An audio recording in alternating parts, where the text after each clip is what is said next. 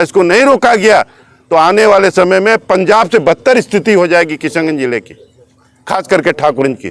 बच गया किसी तरह, ये खुदा की मर गया, कल एक्सपायर कर गया। पीने वाले को पता चल रहा है कि ड्राई नशा कहाँ मिल रहा है, कोकीन, हेरोइन या ब्राउन शुगर जो भी हो कहाँ मिल रहा है, और प्रशासन को पता नहीं है। तो ये प्रशासन की कमजोरी हम कहेंगे। 3,000 रुपया पड़ता है उस सामान को लेने के लिए, उस युवा को अपने घर में किसी की हत्या क्यों नहीं करनी पड़ा। से 3 साल पहले 2 साल पहले ठेला चलाते थे, लेबर का काम करते थे, और आज वो 5 तल्ला बिल्डिंग और 4-4 टू जो है 4 व्हीलर मेंटेन करता है। तो हम लोगों की नज़र उस पर, क्या प्रशासन की नज़र उस पर नहीं है? एसएसबी क्या कर रही है? एसएसबी का क्या काम है? बॉर्डर पे ऐसे मैं 10 उदाहरण दे दूंगा। जो व्यक्ति कल तक लेबर का काम करता था और आज जो है करोड़ों में खेल रहा।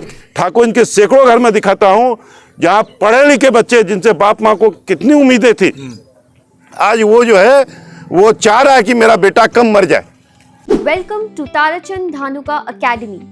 यहाँ हम शिक्षा को सिर्फ किताबों तक सीमित नहीं रखते, बल्कि हर बच्चे के अंदर की छुपी हुई ऊर्जा को प्रज्वलित करने का काम करते हैं।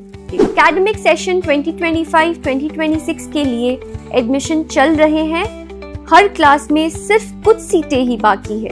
कम visit our campus, explore our state of the art facilities and see first hand how we are shaping the future of our children. देखिए, सारी बातें तो आप लोगों ने सुना। हमारे माननीय कार्यकारी अध्यक्ष महोदय है, हमारे उपाध्यक्ष महोदय वगैरह सारे लोगों से सुना। सबसे पहले तो हम सारे ठाकुर की जनता के तरफ से माननीय मुख्यमंत्री जी का, बिहार सरकार का, और उन सारे लोगों ने जिनका जो भी योगदान रहा इस कार्य को सफल बनाने में, सारे लोगों का हम लोग जो है ठाकुर की जनता के तरफ से बहुत बहुत आभार व्यक्त करते हैं। और ये एक बहुत बड़ी उपलब्धि है कि हमारा इतना बड़ा काम, और सबसे बड़ी बात है कि काम जो हुआ वो ऐसा नहीं कि ठीक है रोड बननी थी रोड बन गई। सबसे बड़ी बात यह है कि इस रोड को पथ निर्माण विभाग ने टेकअप किया है। ग्रामीण कार्य विभाग अगर इसको टेकअप करता है तो ग्रामीण कार्य विभाग की सड़क की चौड़ाई कम होती। इसको डायरेक्ट पथ निर्माण विभाग डायरेक्ट अधिग्रहण करेगा और सीधे पथ निर्माण विभाग ही इसके मतलब रोड की चौड़ाई और रोड की क्वालिटी बहुत अच्छी बनेगी। और ये एक हिसाब से हाईवे के तरह ही बनेगा। जो लेंथ है हाईवे का, आपको जो स्टेट हाईवे का जो लेंथ है उसी लेंथ पे ये सड़क बनेगी। इसके लिए माननीय जिला पदाधिकारी महोदय और माननीय भूअर जनपदाधिकारी महोदय, इन लोगों का काफ़ी हम लोग शुक्रिया अदा करते हैं। काफ़ी योगदान रहा और उनके अथक प्रयास से ये संभव हो पाया है। अब कहावत है, हमारा एक गुजारिश है माननीय मुख्यमंत्री जी से कि हाथी निकल गया पूंछ अटक गया। तो पूंछ भी अगर निकल जाता तो वो समग्र विकास वाली बात हो जाती। तो ये जो ठाकुर के 2 हिस्से में जो बांटता है रेलवे लाइन, एक तरफ सारे सरकारी महकमे, हाई स्कूल वगैरह सारी चीज़ें हैं, एक तरफ पूरा बाजार है। तो ऐसे हालात में, और वो सिंगल कनेक्टिविटी है आपको जो बस स्टैंड के बगल से गुजरती है।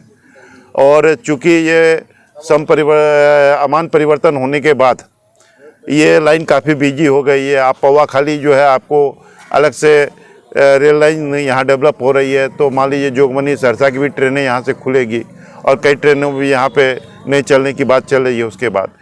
तो इस स्थिति में ठाकुर की स्थिति अभी तो भयावान है, उस समय और भी विकराल रूप ले लेगा ये।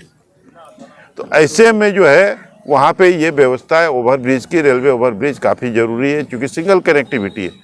और हमारा जिला प्रशासन से, माननीय जिला पदाधिकारी महोदय से, पुलिस अधीक्षक महोदय से हमारा नम्र निवेदन है कि जब तक महानंदा पुल का निर्माण नहीं होता है तब तक महानंदा के दोनों तरफ आप जो है होमगार्ड के जवान को या किसी को भी आप डिपुट कर दीजिए।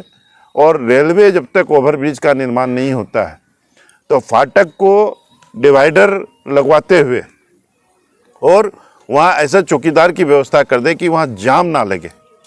ये अत्यंत आवश्यक है, चूँकि कोई घटना हो जाए, अगर बच्चों के साथ स्कूल में कोई बात हो जाए, हॉस्पिटल लाना पड़े, कहीं कुछ हो जाए, तो उस डिजास्टर को मैनेजमेंट करना एक बहुत बड़ा चैलेंजिंग सब्जेक्ट हो जाएगा यहाँ पे। और उस कारण कितने लोगों को हम लोग खो देंगे।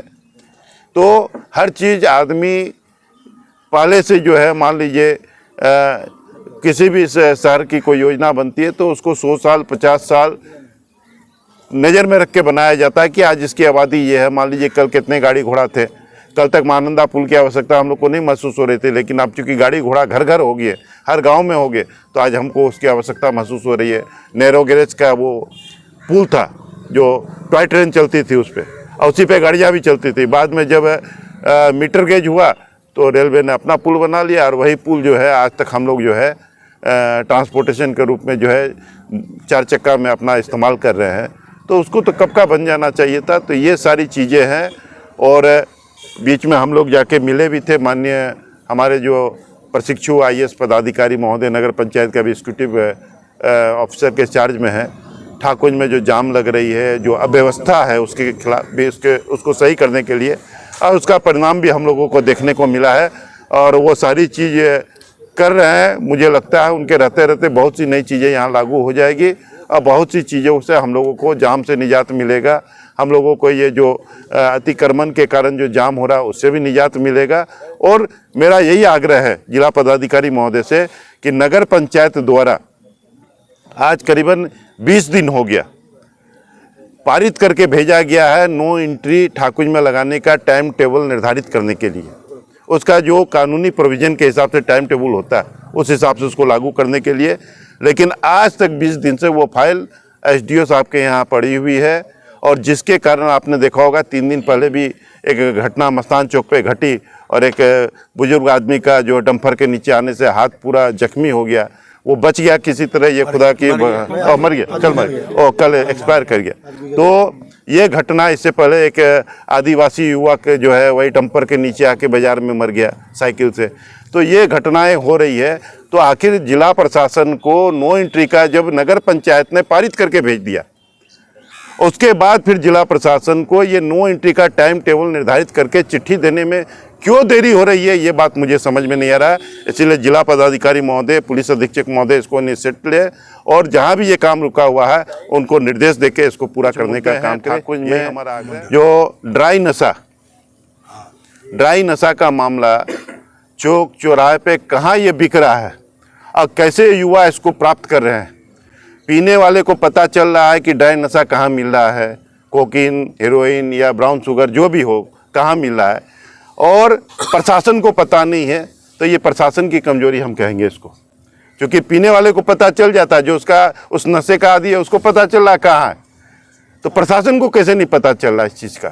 तो मैं चाहूँगा जिस ढंग से ठाकुंज की युवा शक्ति, ठाकुंज ही नहीं, पौवाखाली की भी यही स्थिति है, गलगलिया की भी यही स्थिति है, गांव देहात की स्थिति और ख़राब है कि शाम को वो 300 रुपया का या कितना उसका 3000 रुपया पड़ता है उस सामान को लेने के लिए, उस युवा को अपने घर में किसी की हत्या क्यों नहीं करनी पड़े। और ये जितना चोरी चपाटी और ये जो बैड एलिमेंट जो एक्टिव हुआ है, ये सारा इसी के कारण। और ऐसे दर्जनों लोग मेरे नज़र में है जो आए थे यहाँ पे आज से 3 साल पहले, 2 साल पहले ठेला चलाते थे, लेबर का काम करते थे, और आज वो 5 तल्ला बिल्डिंग और 4-4 टू जो है 4 व्हीलर मेंटेन करता है। तो हम लोगों की नज़र उस पर, क्या प्रशासन की नज़र उस पर नहीं है? SSB क्या कर रही है? SSB का क्या काम है? बॉर्डर पे ऐसे मैं 10 उदाहरण दे दूंगा, जो व्यक्ति कल तक लेबर का काम करता था और आज जो है करोड़ों में खेल रहा है। ऐसे भी उसकी जांच करनी चाहिए कि आखिर उस व्यक्ति के पास इतना धन कैसे आ गया। सारे लोग नशा का काम कर रहे हैं। तो प्रशासन, देखिए, प्रशासन चाहे तो एक दिन में इससे छुटकारा मिल सके। हाँ, हम लोगों की भी जिम्मेवारी है, हम लोग भी लड़ेंगे इसके लिए। हर मतलब समझ लीजिए आपको वार्ड में, ठाकुर नगर से शुरू करेंगे, हर वार्ड में इसके लिए युवाओं की कमेटी बनाएंगे, पूरे नगर स्तर पे कमेटी बनाएंगे। और जो भी इस तरह जो ये जहरीला पदार्थ बेच रहा है, आज ठाकुर के सैकड़ों घर में दिखाता हूँ जहाँ पढ़े लिखे बच्चे जिनसे बाप माँ को कितनी उम्मीदें थी, आज वो जो है वो चाह रहा है कि मेरा बेटा कम मर जाए। ये मरता क्यों नहीं, ये स्थिति आ गई। जहाँ एक बाप को उम्मीद था, वो होनहार बच्चा था, होनहार स्टूडेंट था, लेकिन आज स्थिति यह है कि वही बाप चाह रहा है कि ये बच्चा मेरा मर जाए तो ज़्यादा अच्छा है। तो आखिर इसके लिए जिम्मेवार कौन है? ये बद्दुआ किसको लगेगी? तो ये सारी चीज़ें हैं, इसको नहीं रोका गया तो आने वाले समय में पंजाब से बदतर स्थिति हो जाएगी किशनगंज जिले की, खास करके ठाकुरगंज की। ऐसे नशा के साथ साथ लॉटरी भी चरम सीमा पर।